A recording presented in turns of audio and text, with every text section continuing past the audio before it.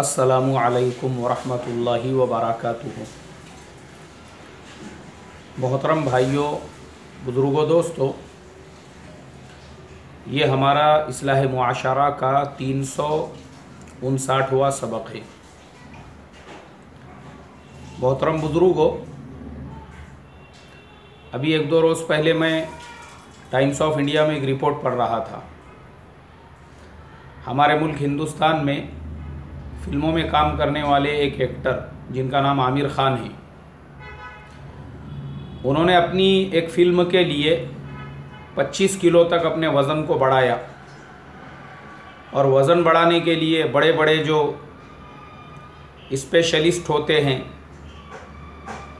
उसके लिए बड़े बड़े जो डाइटिशियन होते हैं, न्यूट्रिशियन होते हैं, उनकी मदद ली, उनकी हेल्प ली, उनके गाइडलाइन के अंदर वो मेहनत करते रहे और 6 महीने के बाद उनका वज़न 25 किलो बढ़ गया।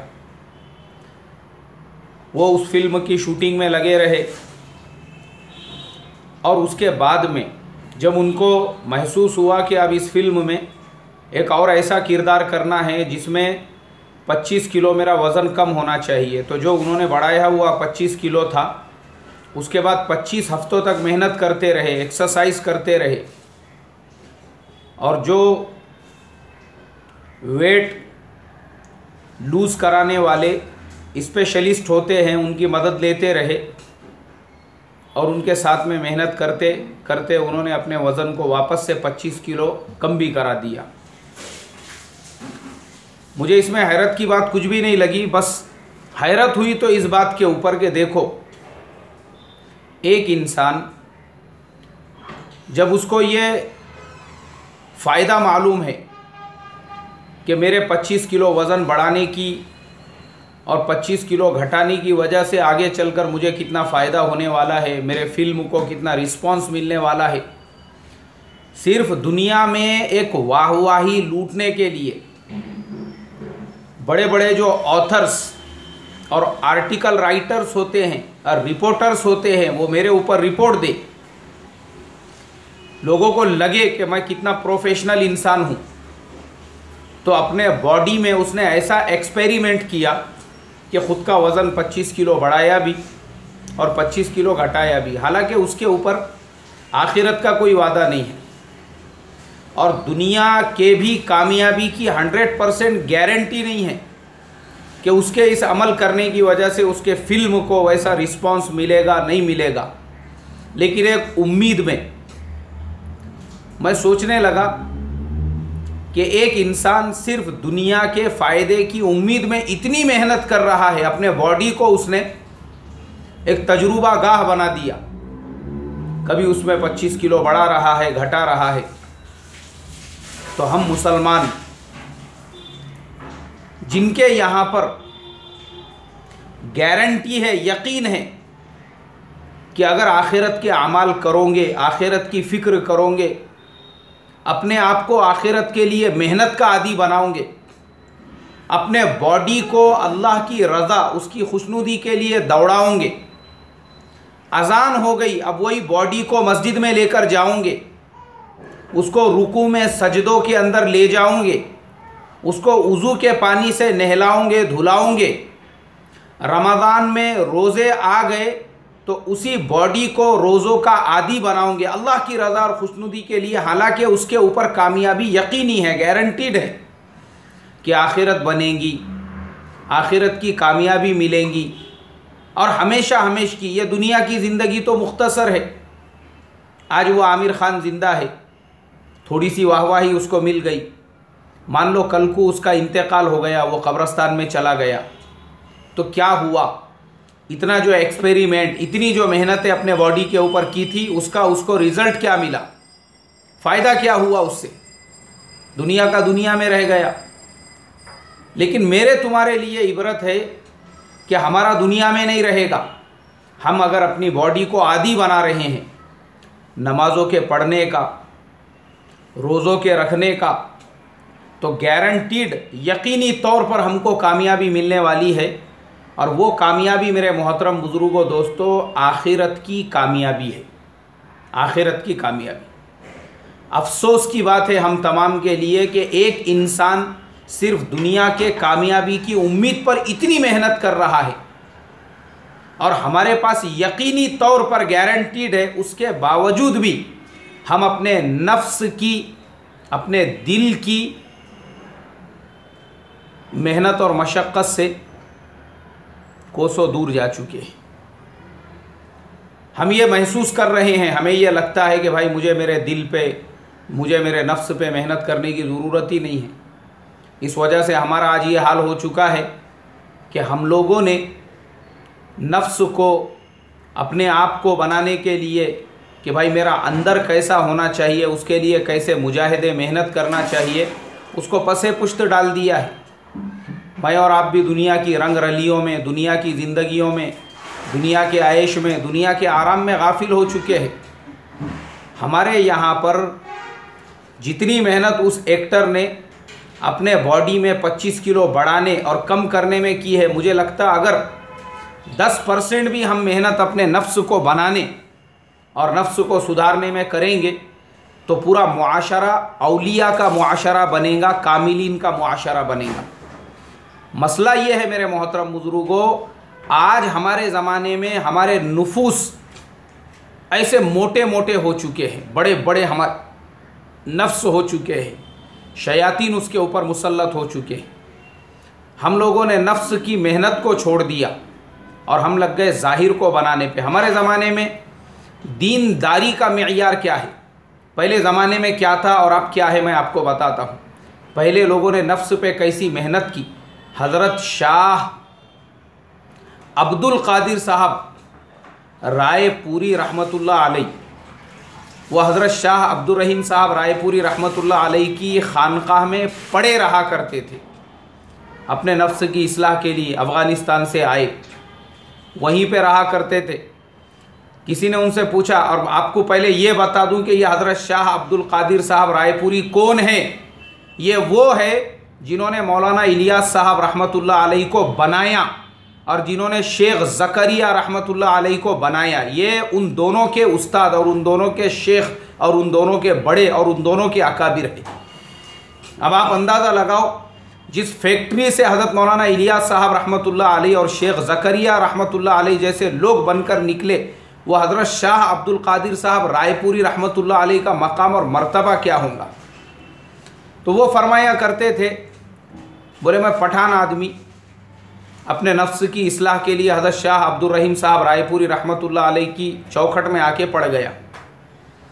अब वहाँ जब आके पड़े तो उस ज़माने में खानकाहों में खाने वगैरह का कोई इंतज़ाम नहीं था। बोले 24 घंटे में सिर्फ एक रोटी मिला करती थी, और वो जो एक रोटी है हमारे दूसरे जो भाई है उसको आधा आधा करके आधी सुबह में आधी शाम में खा लिया करते थे। अब मैं पठान आदमी हूँ, एक ही वक्त में पूरी खा लेता था। सालन का उसके साथ में कोई इंतज़ाम नहीं, नमक में पानी डालकर उसी में हम लोग रोटी डुबाकर खा लिया करते थे। अब रात के वक्त में भूख और फाका कशी की नौबत आती थी, सोने का कोई इंतज़ाम नहीं। जहाँ पर हज़रत शाह अब्दुल रहीम साहब रायपुरी रहमतुल्लाह अलैह का घोड़ा बांधा जाता था, उसी तबेले में थोड़ी सी जगह थी और मुझे कहीं से एक कंबल मिल गया था। मैं आधा उसको बिछा के आधा ओढ़ के वहीं सो जाया करता था, और एक लकड़ी मेरे बाजू में हुआ करती थी। रात में उठ कर उसको बजाया करता था, इस डर से कि कोई सांप बिच्छू वगैरह अगर करीब में आ गया हो तो वो चला जाए। आज हम जिनके नाम लेवा है उन्होंने नफ्स को बनाने पर ऐसी मेहनतें की हैं, और हमारे ज़माने में ये हो चुका है, लोगों ने विलायत, कामिलियत, अकाबिरियत किसे समझा हुआ है। एकदम बेहतरीन आप जुब्बा पहन लीजिए, एकदम अपना जो बाहर का शोरूम है उसको अच्छी तरह से सजाइए, बस इसी को हमारे ज़माने में हमने बड़ापन समझा हुआ है। और नफ्स ऐसे फूले हुए हैं किब्र से, रिया से, अकड़ से, बड़ेपन से। आज तो हमारे ज़माने में बड़ापन ऐसा नुफूस के अंदर भर चुका है कि ज़रा ज़रा से टिड्डे जो अभी अभी फारिग होकर निकले हैं वो भी अपने आप को किसी शेख कामिल से कम नहीं समझते हैं। हमारे ज़माने में हमने ज़ाहिर को बनाने के लिए और ज़ाहिर को सुधारने के लिए तो मेहनतें की, नुफूस पे गर्द व गुबार, गंदगी, गिलाजत वो वैसी भरी हुई है। अभी मैं 3 दिन पहले का आपको एक वाक़या सुनाता हूँ। मैं एक रास्ते से आ रहा था तो एक बेचारा गरीब मुसलमान, वो कहीं पे चौकीदारी का काम करता है, उसने मुझे हाथ बताया। बोले भाई आप कहाँ जा रहे हैं? मैं बोला भाई मैं फुलानी जगह पे। बोले मैं भी उधर जा रहा हूँ, मुझे छोड़ देना एक जगह पे। मैं बोला ठीक है बैठ जाओ। हम लोग बैठ गए। अब बैठने के बाद में मैं उसको लेकर अपने मकाम की तरफ निकला तो मेरे मस्जिद और घर के दरमियान में एक एरिया आता है, एक इलाका आता है, एक रोड रास्ता आता है जहाँ पे बड़े बड़े मालदार, करोड़पति, अग्निया, मिलेनियर ऐसे लोगों की हवेलियाँ, बंगले, गाड़ियाँ, सब ऐसा रोड है, वो रास्ता है। हम वहाँ से गुज़रने लगे तो एक कार के पास एक 2 से 3 लोग खड़े हुए थे। बेहतरीन लंबे लंबे उन्होंने जुब्बे पहने हुए और माशाअल्लाह उनको देखकर ऐसे लगे कि अगर ये ज़माने में अल्लाह ताला किसी को कुतुबियत के लिए चुने तो ये तीनों में से ही एक आधे को चुनना चाहिए बोल के। अब जब हम उनके करीब से गुज़रे तो वो भाई ने भी ज़ोर से सलाम किया और मैंने भी ज़ोर से सलाम किया। हमने दोनों ने उनको सलाम किए और वो तीनों लोगों ने अपनी बात करके हमारी तरफ मुतवज्जे भी हुए, लेकिन जवाब एक ने भी नहीं दिया। हम लोग थोड़े आगे निकल गए वहाँ से। अब चूँकि मैं तो उससे कोई ज़्यादा मुतासिर हुआ नहीं, लेकिन वो जो भाई था वो बेचारा भी ईमान वाला था, लेकिन आम मुसलमान था, वो सीधा साधा आम मुसलमान। वो कहने लगा, बोले यार मौलाना मेरे समझ में नहीं आया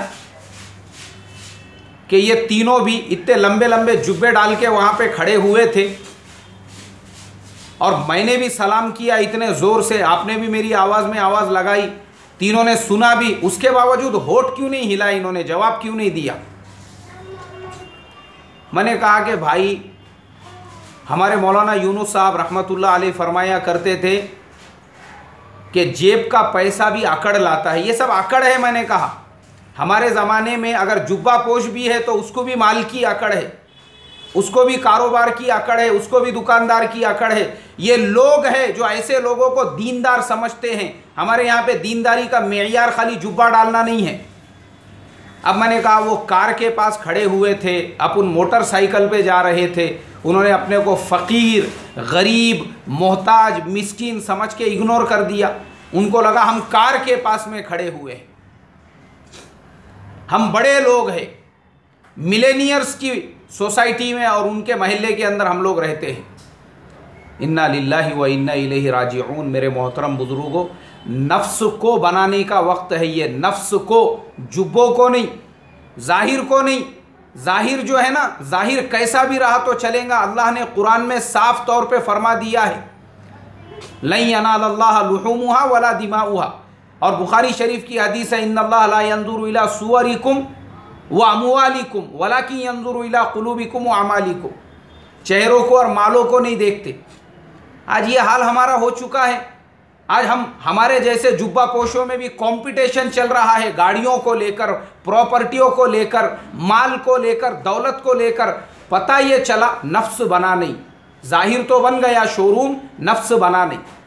और नफ्स कैसे बनेगा याद रखो, अपने वक्त के किसी वली कामिल के सामने दो जानू बैठना पड़ेगा, अपने आप को उनके हवाले करना पड़ेगा। लोगों पे तनकीद से मैंने ये भी देखा हूँ कि कोई अगर किसी से बयात है तो उसका भी उसको घमंड होता है, वो दूसरों को राय मशवरा देने लगता है, अरे तू इससे बैत कर, तुमने बैत नहीं की है ना इसीलिए बोले तुम लोग ऐसे हो। ये भी गलत तरीक़ेकार है ये, कि पहले तो हम बयात करें और वो नफ्स के इस्लाह के लिए बयात हो रही है, अपने बढ़ावे के लिए, घमंड के लिए, किब्र और रिया के लिए भी नहीं हो रही है, लोगों के सामने शोशा करने की। वरना ऐसों को भी देखा हूँ जिनको खानकाह में जाके अभी जुम्मा 8 दिन नहीं हुए, वो अपने बड़े शेख से भी बड़े शेख बन के बैठे हुए, बात करने को तैयार नहीं था, यूँ मुंडी हिलेंगे। कुछ बात किए ना उनसे यूँ हाँ में ना में, ज़ुबान नहीं खोलेंगे। क्यों? बोले हज़रत से भी ज़्यादा अकाबिर अब ये बन चुके हैं। इसके लिए मोहतरम बुजुर्गों, याद रखो, अल्लाह ने नबूवत के दरवाज़ों को बंद किया, विलायत के दरवाजे आज भी खुले हुए हैं। हम में से अगर कोई चाहता है, जैसे वो एक्टर 25 किलो कम और ज़्यादा कर सकता है, तो हम में से भी कोई अपने नफ्स पर मेहनत करके अपने आप को वलियों के ज़ुमरे में शामिल करा सकता है। उसके लिए अभी भी रास्ते बंद नहीं हुए, खुले हुए हैं। बस अल्लाह तबारक व ताला मुझे आपको उसका फ़हम, उसकी बसीरत अता फ़रमाए और किसी कामिल के सामने मुझे और आपको दो जानू बैठकर अपने नफ्स के इस्लाह की तौफ़ीक़ अता फ़रमाए। अस्सलामु अलैकुम व रहमतुल्लाहि व बरकातुहू।